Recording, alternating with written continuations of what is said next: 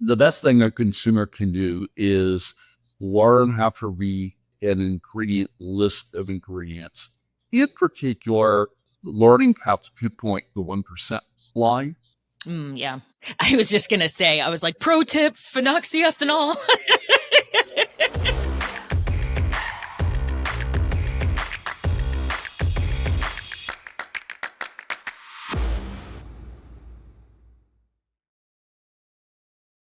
Welcome back to Demystifying Cosmetics, the show where we pull back the curtain on what's in your beauty products and why it matters. Today, we're diving into a topic that's gaining serious traction, skin minimalism. What does it really mean to simplify your skincare without compromising results? To help unpack that, I am joined by Mark Broussard, founder of Desert in Bloom Lab, a formulation and manufacturing partner that helps brands build streamlined, high-performing products rooted in science. From clean beauty to custom formulation, Mark's team has seen it all, and they've got a unique perspective on what it takes to do more with less. Welcome to the podcast, Mark. Thank you very much, Jennifer. Pleasure to be here. And this is an exciting topic. Very excited to talk to you about. Awesome. I'm very, I have to stop myself from kind of joining the word skin minimalism to skinimalism. So just a disclaimer, I think, beforehand, if I go into that. Well, actually, I'd love to learn a little bit, if you want to give a little intro and bio on yourself in terms of kind of how your lab operates and why this is such a relevant topic for you. Sure. I have been practicing clean beauty and skin minimalism in terms of formulation for many, many years now. It's kind of my foundational approach to developing skincare products. We focus on primarily natural, organic, clean, clinical cosmetic products and over-the-counter products. I've developed over 600 products now, so I've been at it for a while and have always stuck to those same foundations in terms of product development. So I like to focus on really clean, minimalist formulas that use very effective ingredients in the proper proportions, and that is the base for good skincare, basically for skin health. And so would, expanding on that definition, I guess that it really, kind of lays the foundation for what skin minimalism is. But can you expand a little bit more in terms of how you view skin minimalism? Yeah, skin minimalism is all about cutting down on the number of ingredients that you apply to your face daily. The average woman applies 168 individual cosmetic ingredients to their skin daily. And it's really focusing all on building from the foundation of what your skin needs for a healthy skin appearance and longevity. So skin minimalism, you're trying to achieve through reducing the number of ingredients that you're exposed to. That comes down to really intelligently designed formulas that are going to be effective with the fewest ingredients possible, but not focusing too much on, this one's got 17, that one's got 22. It's making sure you've got the right ingredients for that particular application. The next step in it is reducing the total number of products that you use, because most people actually don't need that many products to have an effective skincare routine. And then the third is reducing time, having a very efficient skincare routine, and reducing money. You don't need to buy as many products as you think you need to. So those are the principles that encapsulate skin minimalism. Sure. So let's expand a little bit more on those three levels, from product formulation, beauty routines, to beauty brand portfolios. And we'll start with product formulation. So when you approach product formulation, you've said, you're only using ingredients that are necessary to achieve the objective. How do you start to think about building a chassis with only those ingredients that are necessary? The first thing that I start off with is for the product form and function, what do I absolutely need? So, I'll kind of lay out the ingredients. If it's a cream, Okay, I'm going to need water. I'll need carrier oils. I will need emulsifiers. I'll need preservatives. So I lay that out. Then I take a step back and say, okay, what is the objective of this product? What is it supposed to do? How are we going to try and impact and work with the skin biology? And then I start selecting the functional ingredients that are going to provide that that functional effect that I'm looking for. When you approach it that way, it's very easy to sit down to create a formula and let's add this, let's add this, let's add this, right? It's easy to create a Yeah. third ingredient formula. Much harder if you are intentional about your product form and functionality, that you have restraint, and that restraint forces you to look for the best ingredients for that product, the best functional ingredients for that product. Yeah.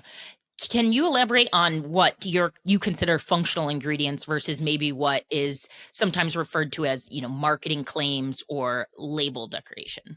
Yeah, the functional ingredients are ones that are proven to have an effect or work in tandem with biology of the skin to achieve an objective.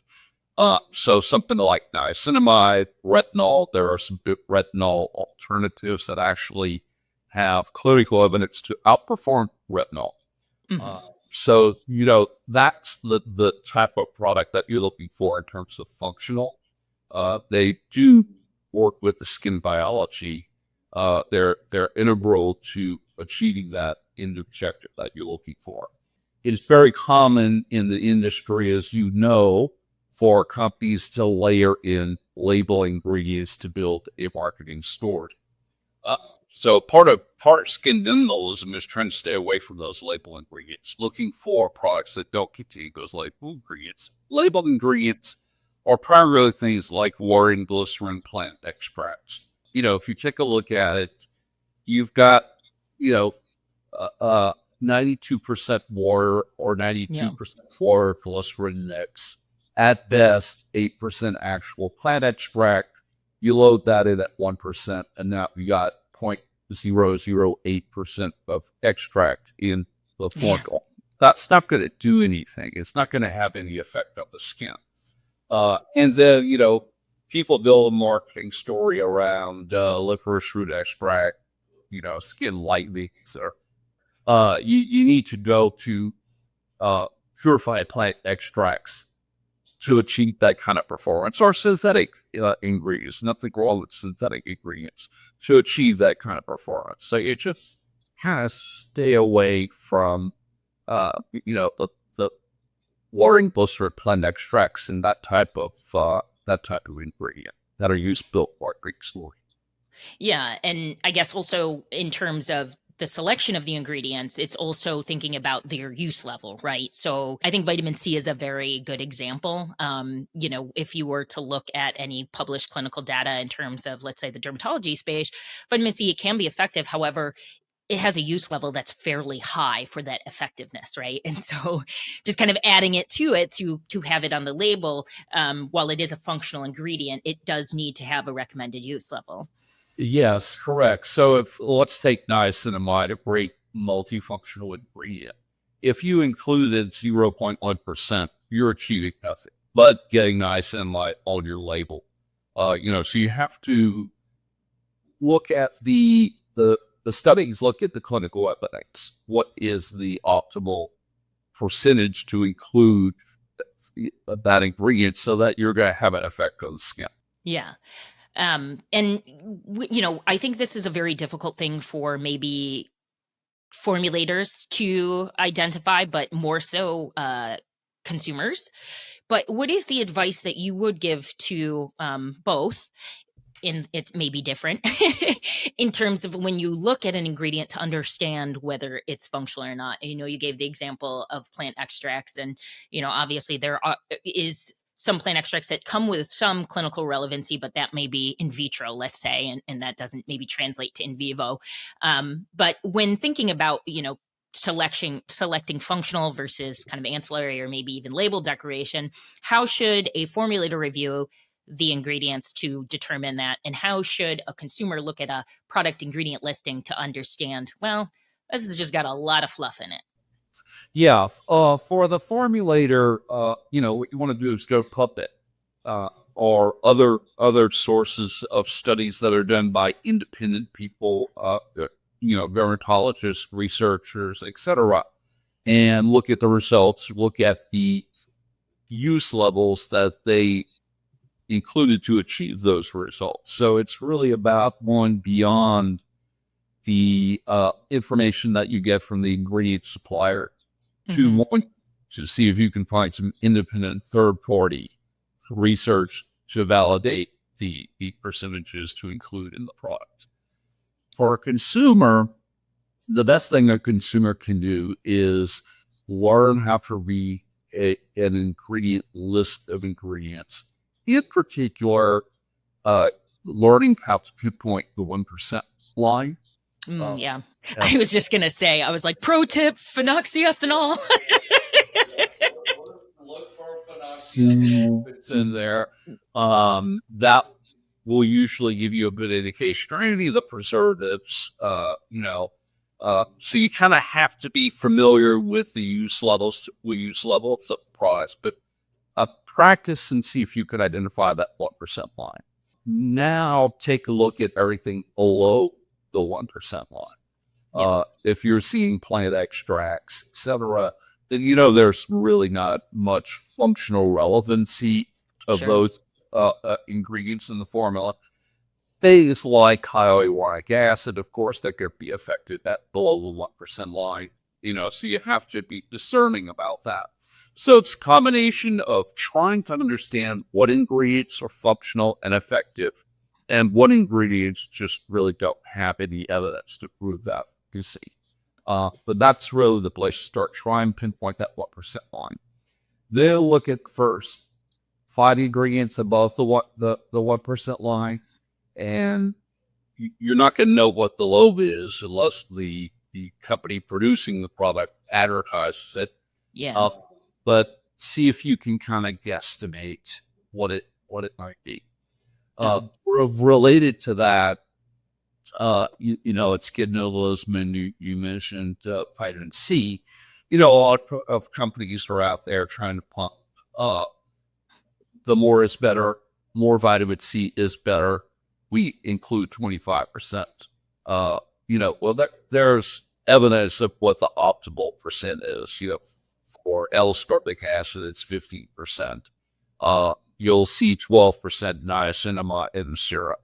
The optimal level is 2 to 5%. So what you're actually doing with those products, the more is better products, is probably damaging your skin. Yeah. Yep. Too much of a product is irritating to the skin. Your body cannot metabolize that much niacinamide. So do a little bit of research and find out what's the sweet spot. Going into the ingredients on the formulator side of things, how does the INCI nomenclature system kind of almost hide, right? When you talk about purified plant extracts, I always think of fermentations, right? And you get this Lucana ferment filtrate or some lactobacillus, something similar, but it has thousands of different compounds, and it could look very different than another vendor's. And so, what is the kind of advice when you're thinking about, okay, you want to maybe select a purified plant extract, how to kind of navigate the INCI nomenclature system that may, not be as transparent as a formulator might like it to be, to understand what they're really putting into a product. Yeah, that's why I generally shy away from plant extracts and water glycerin type extracts, and go straight to the purified plant extract material, the active. So ectoin is an example there. you know exactly what you're working with. You know, Yeah. it's like Tobin, right? And Yeah. you know exactly how much Ecto you loaded into the formula. Yeah. So one, you have a functional ingredient. It's purified. You know exactly what you're putting in And there. it's a single INCI name. It's a single. When you're dealing with more generally the extracts that may have, you know, a multitude of components, you're not quite sure what's in there. Those are the kinds of things I think as a formulator, you really should stay away from. Mm. Because one, they're ineffective. Two, there might be some sensitizing Yeah. components to it. And you really don't know what you're dealing with. You don't know what you're adding into the formula. So you cannot predict the effectiveness, right? So go straight to the purified plant extracts, and now you know exactly what you're dealing with, and you can control the dose. So going into beauty routines, because this is a harder sell for consumers, right? The less is more. And that actually might not be true. It's harder for marketing teams. The less is more in brands. But when we start to think about minimalism and beauty routines, talk to me about the essentials. Yeah, the essentials are a cleanser, a moisturizer, and SPF. And that's the base core that most anybody is going to require. Uh, Cleansers, you want to keep them simple, you know, because it's water, surfactant, refatting agents, preservatives. Everything else just washes down the drain. Yeah. The average person will cleanse their face for 20 seconds.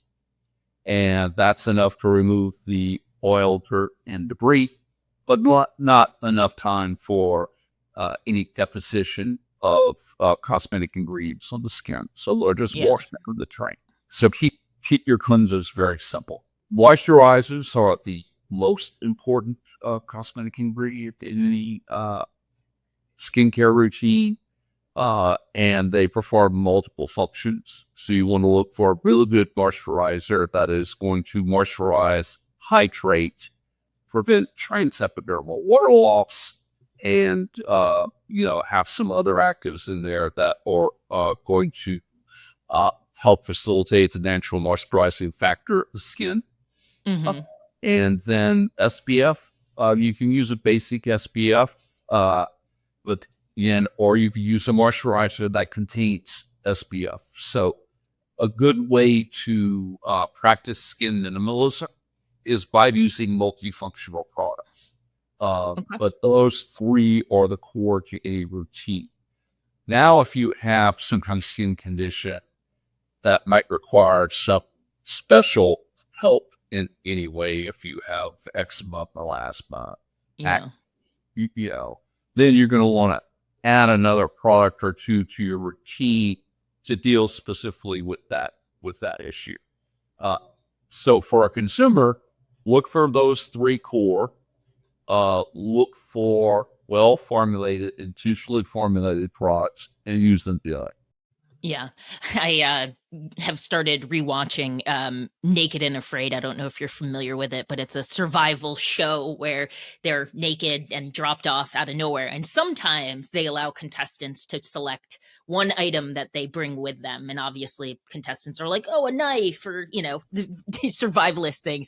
I guess I almost think about this in terms of like your beauty routine. Like, what do you absolutely, if you were dropped off in an island, what are the three things that you would absolutely need, right? Bar of Correct. soap and SPF. Yep, that's it. And most people can achieve very good if the products are well formulated. Most people can get by and have really beautiful skin with just those three products.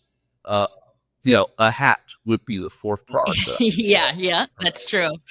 And so would you say that this, you know, deterring away, I guess, from skin minimalism and beauty routines is driven mostly by marketing language? Because even hearing this in my own mind, I think about my medicine cabinet and I'm like, well, you know, when you say a moisturizer, I'm like, absolutely. And then I go, well, I need a different one for night.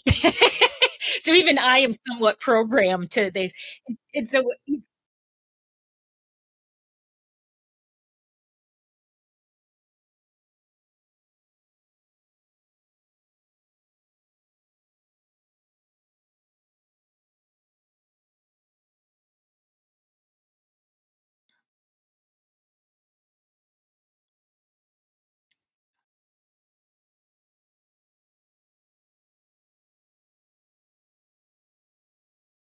sure.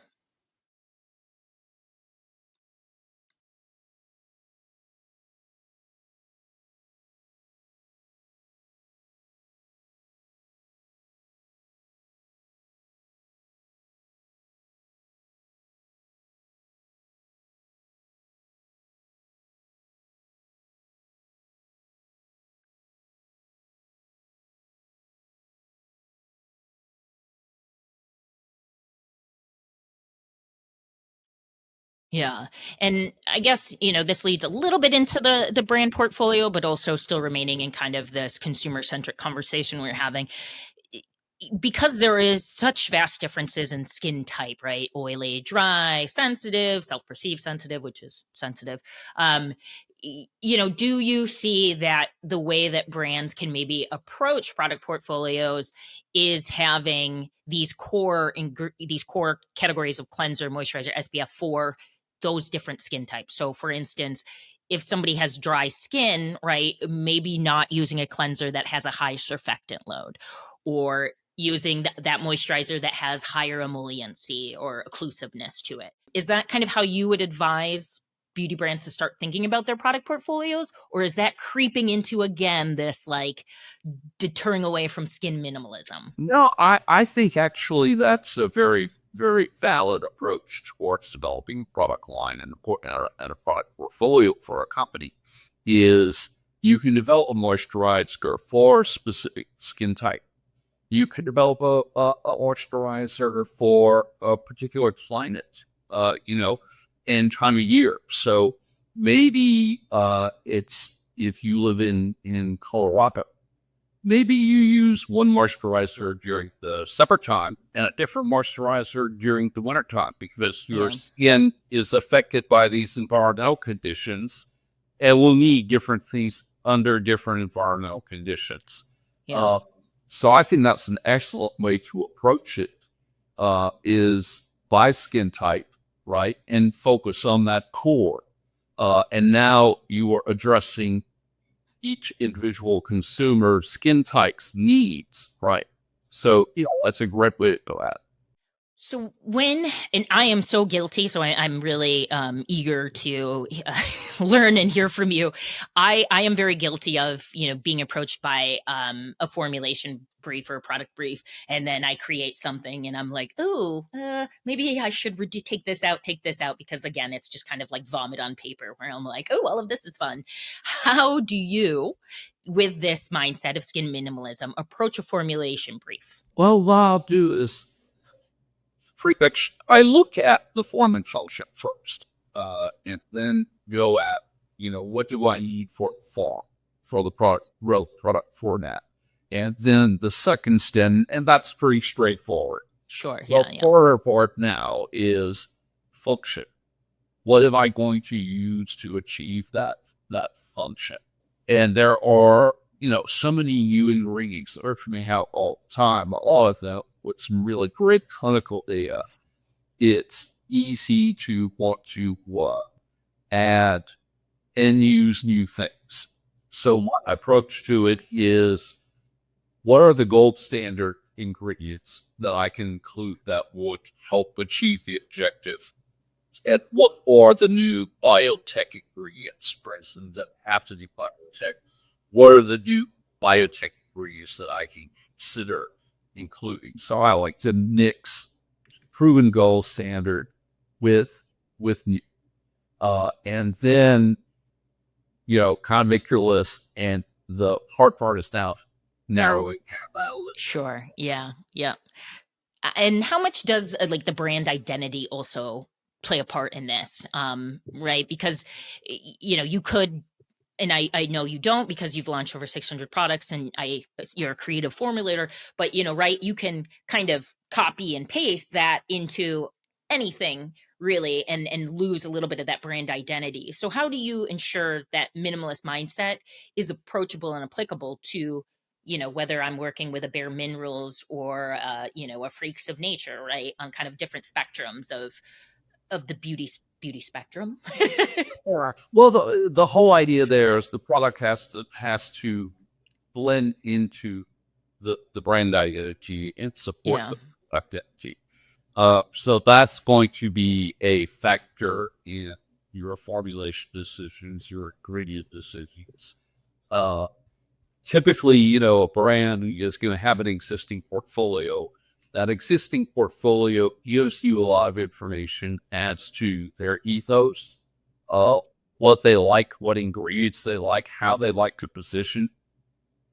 And then it's a matter of selecting ingredients that fit within that brand identity, that brand ethos. Yeah. And I guess kind of the reverse of that, how do you approach a brand that right now has, a portfolio of products that have a lot of, let's say, ancillary ingredients, and they want to go to that minimalist approach. And so, launching a product that has, 10 ingredients might be a little bit like, ooh, that's not in line with the categories that we've previously put out. What is the approach and advice you give to brands in terms of kind of that way of easing into the skin minimalism? The first thing is, a lot of brands have portfolio creep.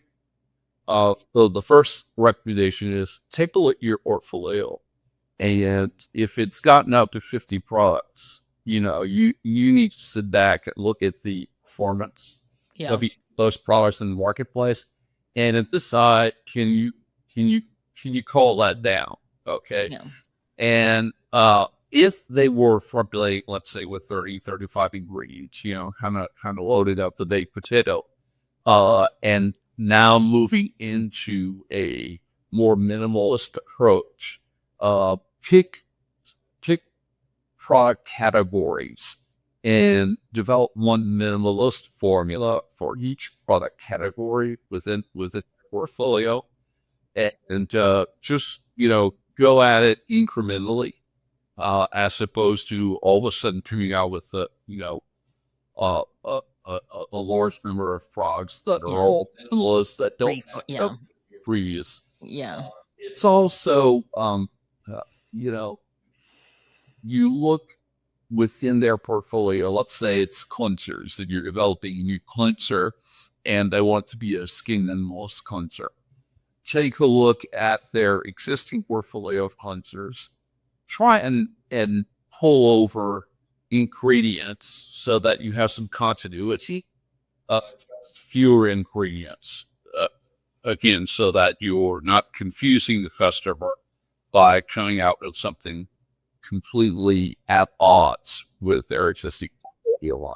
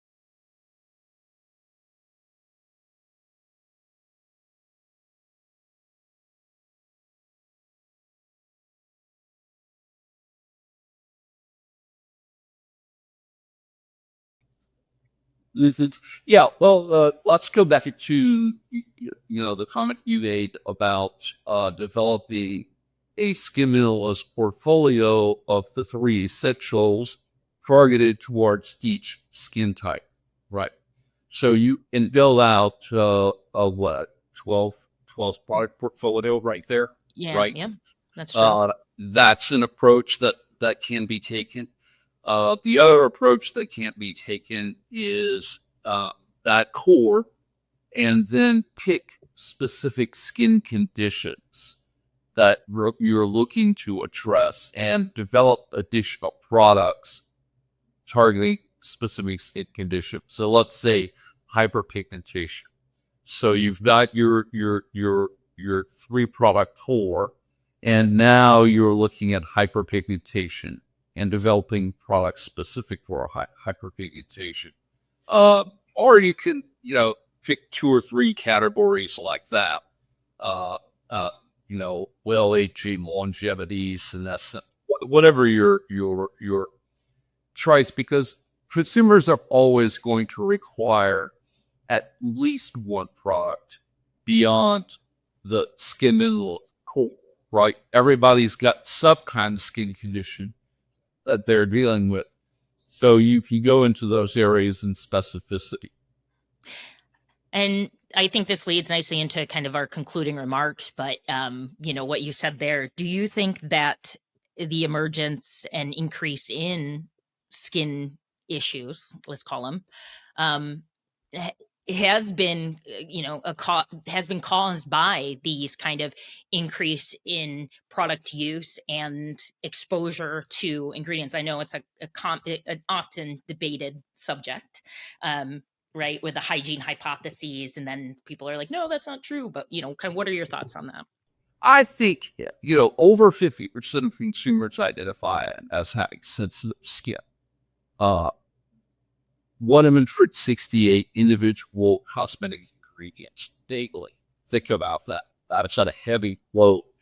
And that creates a lot of skin confusion. And particularly when people layer on products, and that's very typical, is product layering. And they're using products from different brands. So you might be like, if you're sticking within the portfolio within one brand, and those products have been, kind of intelligently designed to work together, Yeah. right, and to work to be layered on together, you have much less chance of having some kind of ingredient cross reaction or something of that nature. Or like an increased permeation due to, a high level of like glycol in one, right? Exactly. So now if you look at kind of the typical consumer, they don't purchase that way. They'll purchase product A, product B, product C, and those products are all from different brands. And they're layering them on their skin. So, you increase the probability that you're going to have some kind of reaction. So I think, it's a combination of using too many products, using products from different brands that are not designed to work in tandem and to be layered, and then layering onto the products with the different routines. So I think you're actually probably maybe doing more damage to your skin or creating skin sensitivities. Whereas if you step back, you're more thoughtful about what you're putting on your skin, then you can actually be working with the biology to improve the appearance of your skin, as opposed to all these unknowns, right? That you read at the same time. So I like what you said there, being more thoughtful about your skincare routine. But I think, if you were to give anyone out there, from formulators, product developer, marketer to consumers, kind of a few words in terms of how to, think about when next time they make a product selection, what would be your advice for, what you hope rings in their head when they go to, let's say, Target tomorrow? Sure. The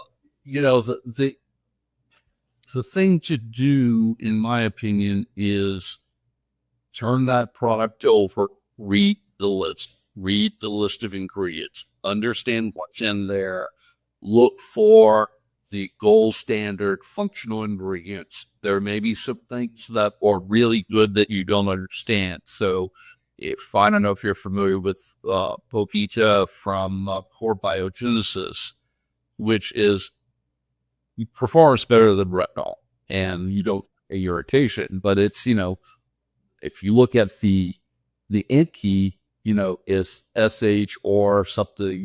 It's like, what is the consumers not familiar with that name at all? But don't be afraid of that. And then, you're relying on calling the brand reputation.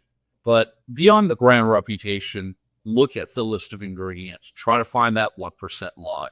Look for those gold standard ingredients.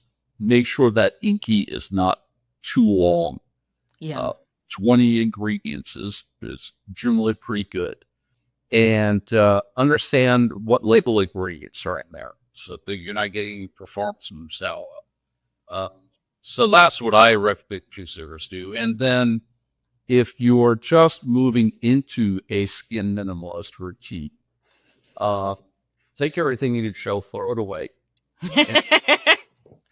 Throw it away. Find the best cleanser, simple cleanser, oil-based or water-based. Find the best moisturizer. Find the best SPF. Start using those products. Give it 90 days. Okay.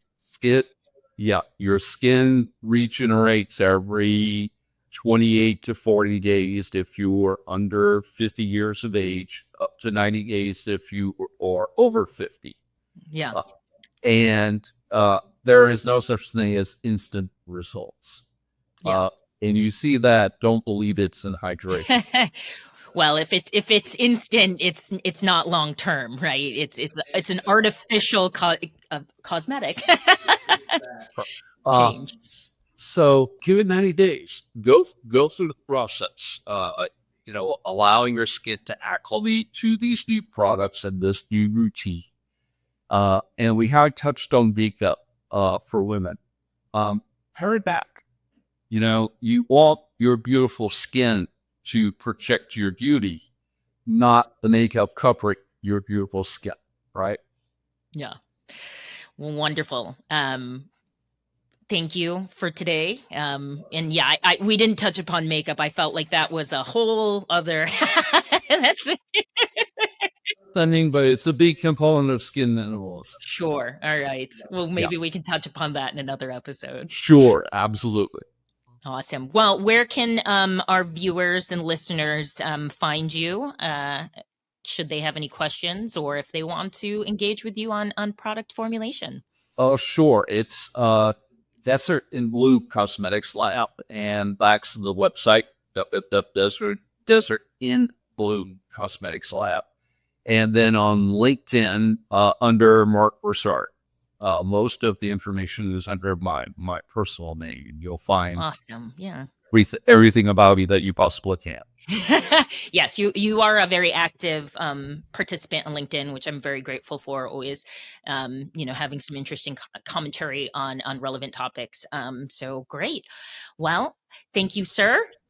Okay, Jennifer, I was great talking to you. I'm glad you brought this topic up because it's very important.